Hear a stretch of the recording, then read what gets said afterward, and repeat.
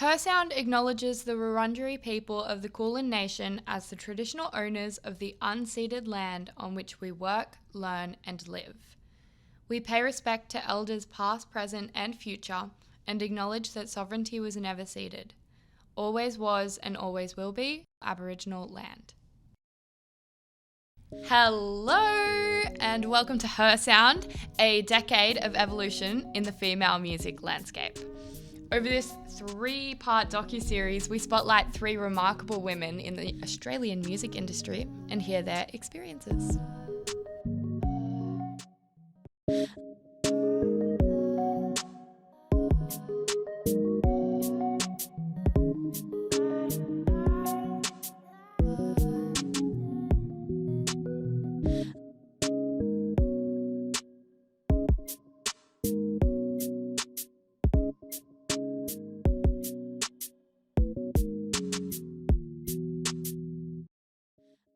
Today we are talking to Jade Barber from the most incredible of upcoming bands, Tubebackr. They are a trance, femme, experimental post-punk band from the Melbourne-based area. And Jade herself is a singer, songwriter and guitarist. She actually began playing guitar at age 13. Throwback to Beloved, also played guitar at age 13. She did choir in high school. She builds guitars. What do you mean? I don't even understand. Anyway, we're going to find out soon. And her first gig was in 2019 and now they're regularly performing in a post-COVID world. So let's get started.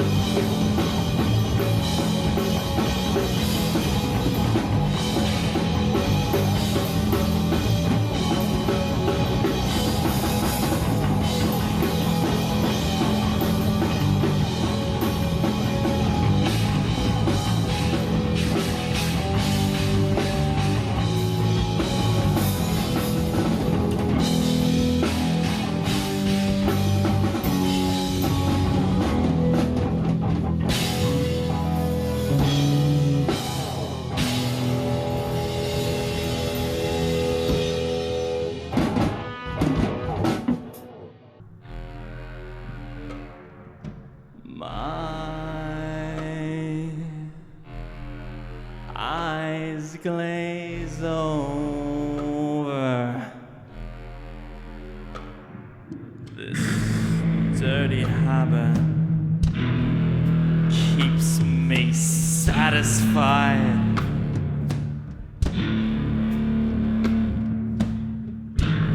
Resistance futile.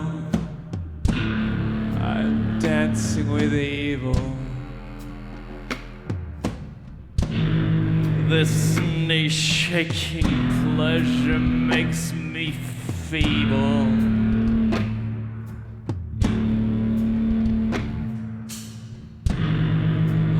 Hogtie.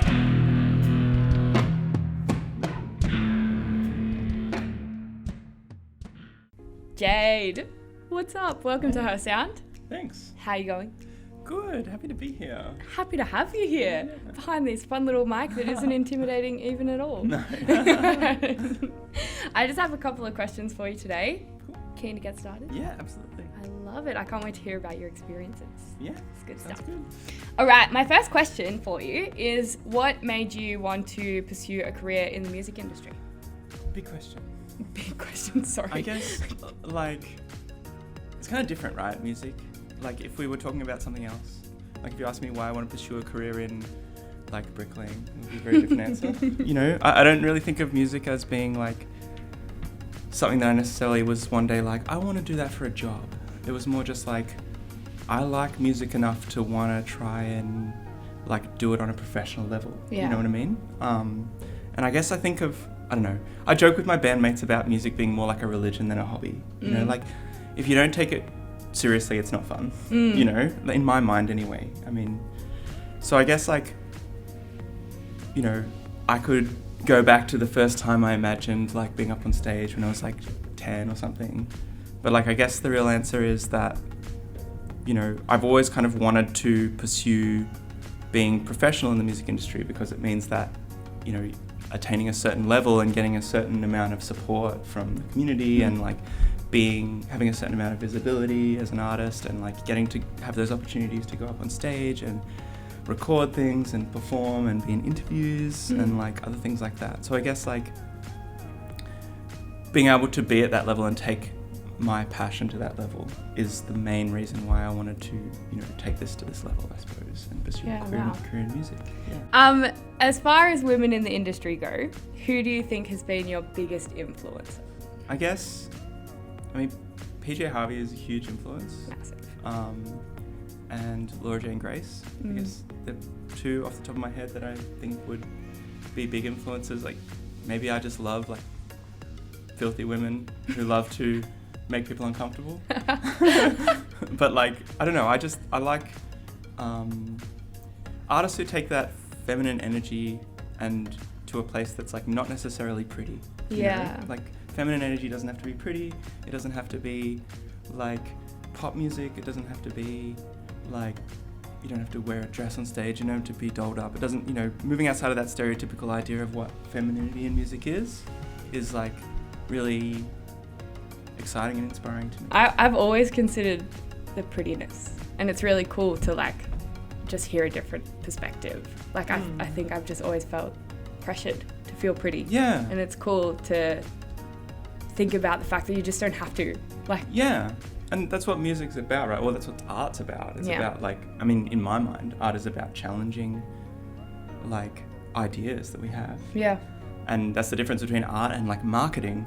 Yeah. Is that art is about challenging, and it's not necessarily just appealing to what we find the most popular or the easiest or the most easy to digest. It's about challenging what we think and like making us feel things that aren't always like the most comfortable, but we like it and we go back to it because it helps us to like grow and understand the world in a new way. Yeah, so cool. I love it. Career so far, what has been your biggest highlight? I guess playing at Chapel off Chapel in Paran was a big highlight because it's just such a beautiful venue. Great venue. Like, great acoustics in there. And like, it was so lovely to have like, you know, a big turnout of people come and sit down to watch a punk band play. Like, I'm pretty chuffed that people were willing to do that, to be honest. I also played an all ages gig for Maroondah Shire Council, which was a big highlight, even though it wasn't like the biggest gig we've played. It was like really beautiful because there were some young people there who were like really inspired by our music and like really like already being influenced by it, and that made me feel like so lovely, just that there were like young people coming up being like, I listened to your music on like online, and like, you know, it's really special to me and stuff, and like asked for my autograph, which was like I would die. But like, yeah, it's just really cool to be able to play like for kids as well and for young people as well. Yeah. Yeah.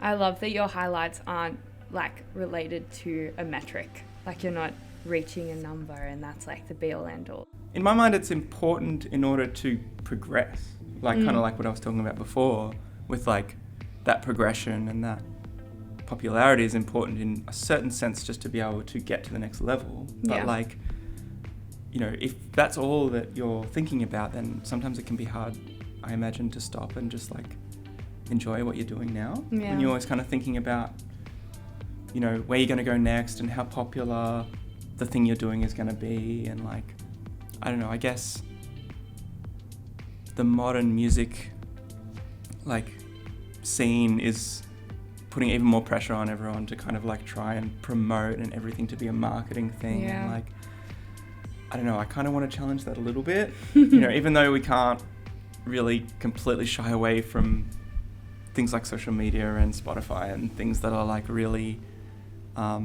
necessary for us to get our music to people.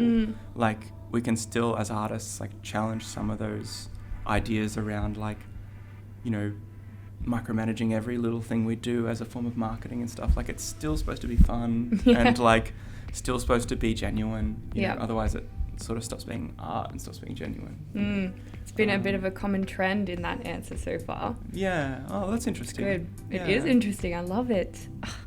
In terms of the music industry and progressing as far as inclusivity goes, how far do you think we have to go? Do you think we're there? What are your thoughts? Not there. I think we'll know when we're there. If it is even like an actual point to get to, I think we'll know. Yeah. I guess like, I think, yeah, I mean, sometimes it can be hard to see because it's such a long journey over so much time, over multiple generations, you know, and there's people who have come into the music industry, like women have come into the music industry, made their mark, and then left the music industry to other people to then take it up. And so like sometimes it can be hard to kind of see the full timeline, you know. I guess overtly, like on the surface, there is more like definitely more inclusivity. Like I think there's people are more aware of like things like gender gaps and feminism and all this kind of stuff that, and like people take it more seriously now. But I think there's still a lot of like more subtle stuff that's happening, you know, just turning up to a gig like and getting treated a certain way, or like being treated like you don't know how to use music equipment, or you know,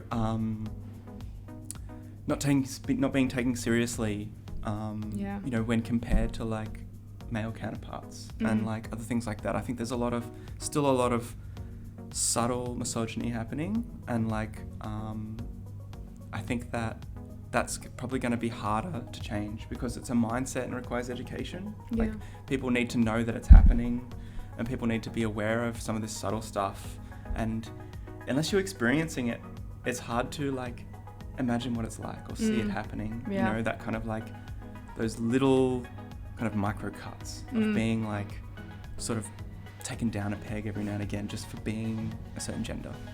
And I guess obviously there's other ways that we don't see inclusivity in the music industry, you know, when it comes to like, you know, different cultural diversity and queer people and other things like that.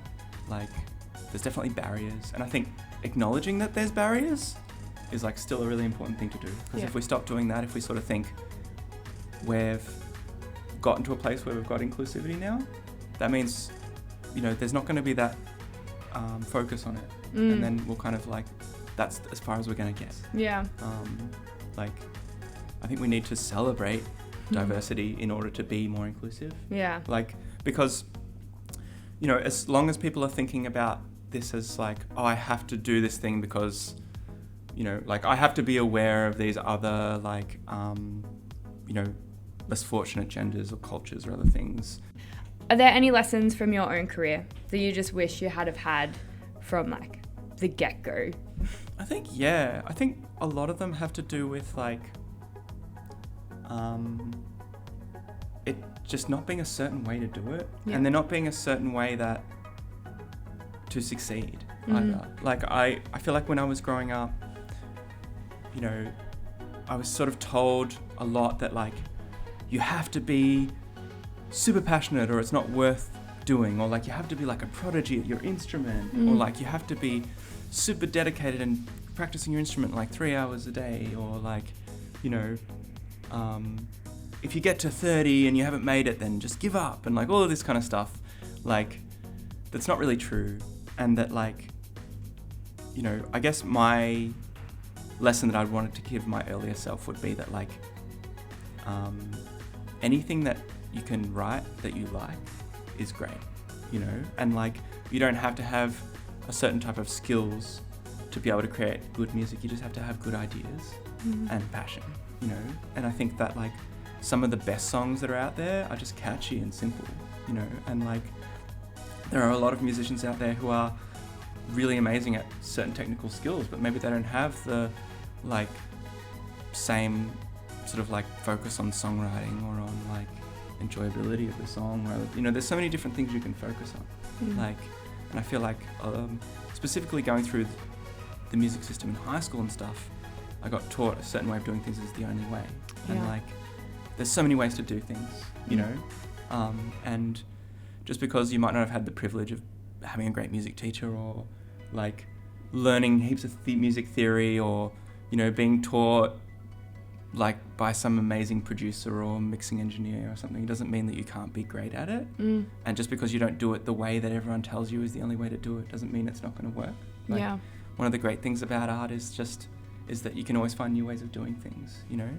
And like, if you write a song and you like it and other people like it, then that's great. That's all you need to do, you know? Like, It's as easy as that. yeah, I feel like there's like this kind of like real hustle culture. Yeah. You know? And like a lot of people who are like, the music industry is changing so much and the amount of time we have is changing and the tools we have available to us is changing so much that like a lot of that maybe doesn't need to apply anymore. You know?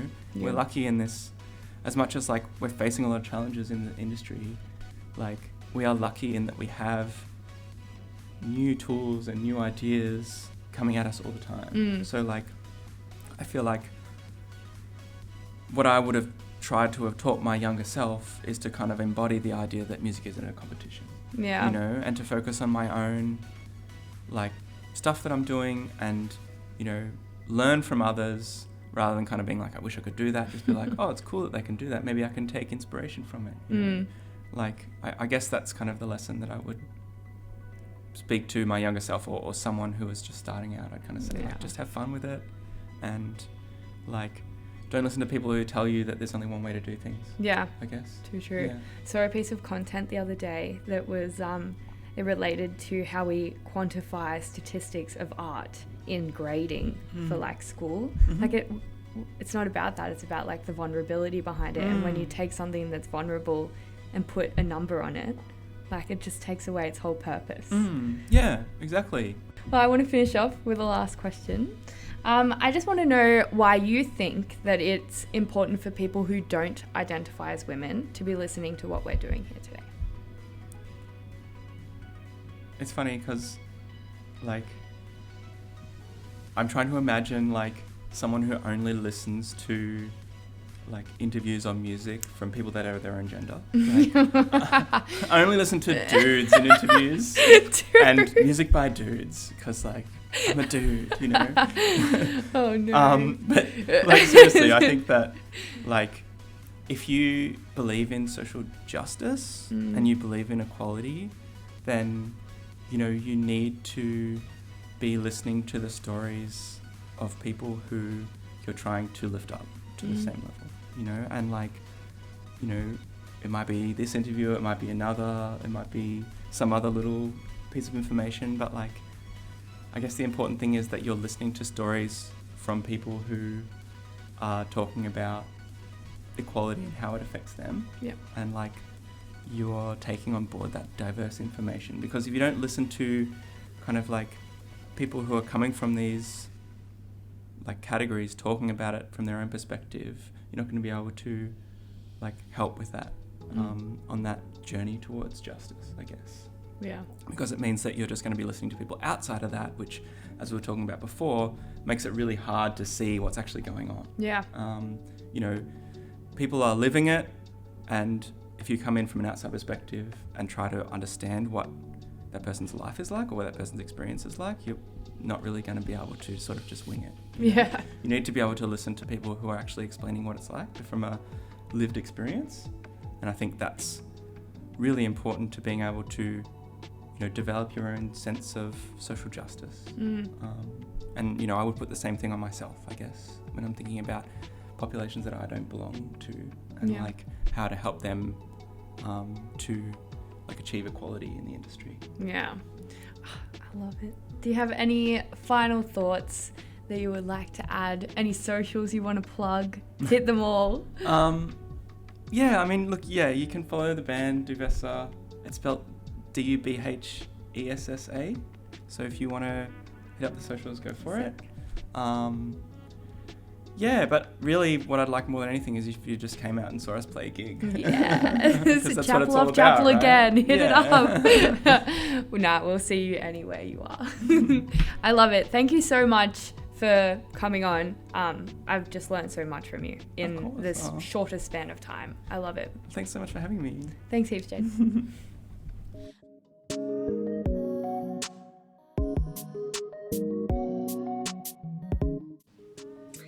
Thanks for tuning into Her Sound. Today we had Jade on, some insane knowledge there. And next week, our last episode, heartbreaking, we have Chrissy Vincent. Not heartbreaking. She's a boss, you're gonna love it. Check it out.